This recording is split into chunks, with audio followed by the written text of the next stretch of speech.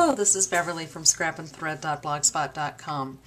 Today I wanted to give you some tips on making mini books. I happen to be using the Close to My Heart Dimensional Elements album pages, but what I am going to present has a lot of relevance for a lot of different kinds of mini books, not just ones that come as kits, or this one in particular, for instance, or even chipboard kits. You can use a lot of different kinds of things to make your books a little more interesting and a little bit more personal to work for what you want them to do.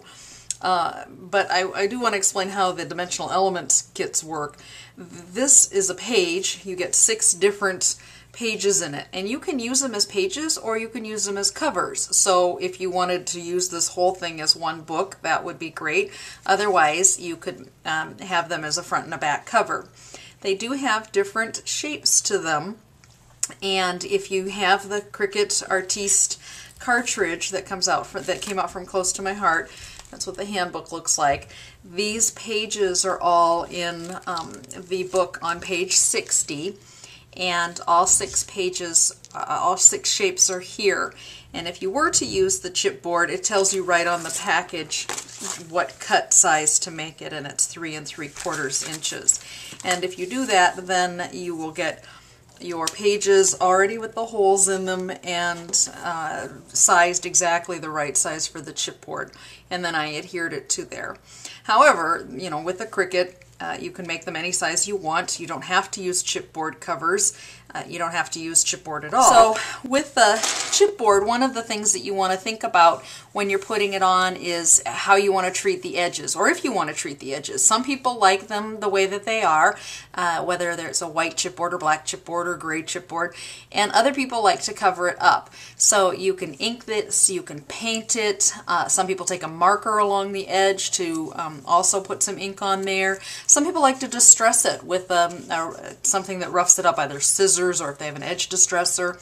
You know, it's totally up to you, and just because it is chipboard doesn't mean that you can't treat it like paper. So that's something to keep in mind. And then some people like to make the front and the back of each page the same, and other people like to change it up. So once again, it's totally up to you. If you do end up using the Cricut cartridge, just be aware that the hole placement, if you're flipping the paper over but you haven't flipped it over when you've cut it, it may not line up exactly on there, but it's pretty close, and if you do decide to ink it up, you could probably ink up those little spots. But really, once you put your binding, however you're going to bind it, you probably aren't going to see that so much. So I don't really worry about that too much. Okay, so let's talk about how to make our books more interactive and have more interesting elements, and adding a little bit more real estate area for adding extra pictures and journaling and things like that. So as you work on your mini books, you can add lots of different kinds of elements. Here's just a little center opening folder, and then I put some ribbon on there, obviously, to tie that. This little plastic pocket here is called a flip flap, and I don't have anything in here right now, as you can see, but when there is something in here, then it's sort of like a little hidden surprise when you see what's underneath, and you can still see the little journaling label. These little pockets come in lots of different sizes. This is a variety pack. There's 16 different ones in here, and I use the smallest one in this package.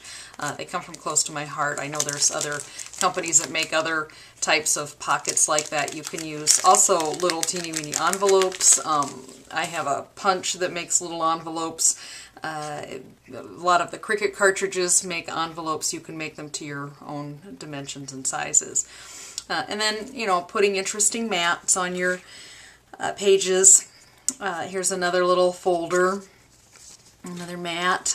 Here's another one that's tied, and it's just a half of a folder, so you can write something here, or you can have something peeking out. Just another little circle mat.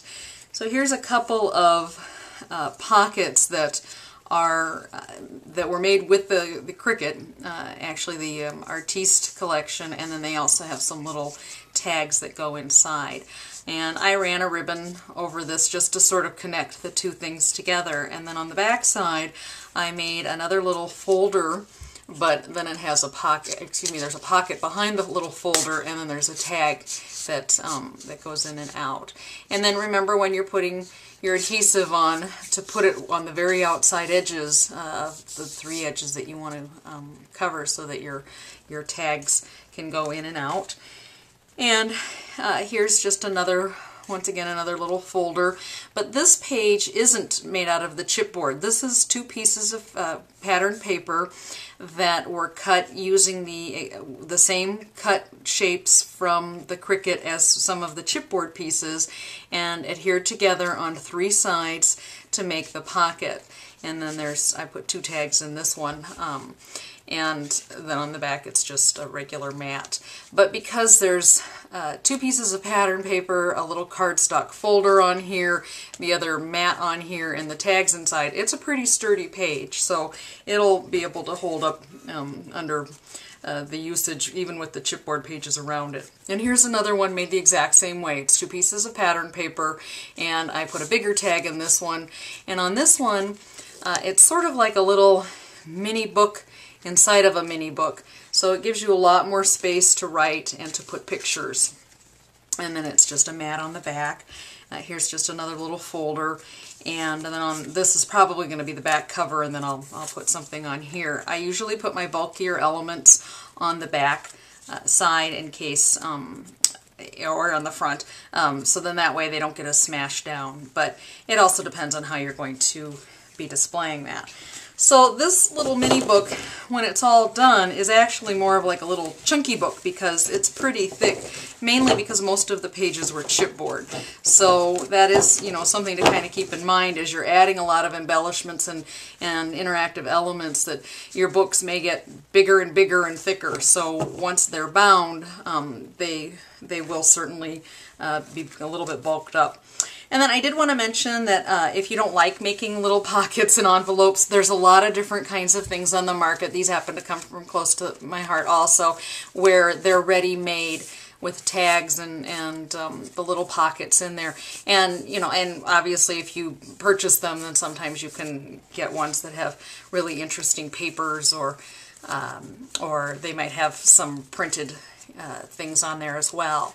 So thank you very much for joining me. If you have any questions, please visit my blog at scrapandthread.blogspot.com. Take care.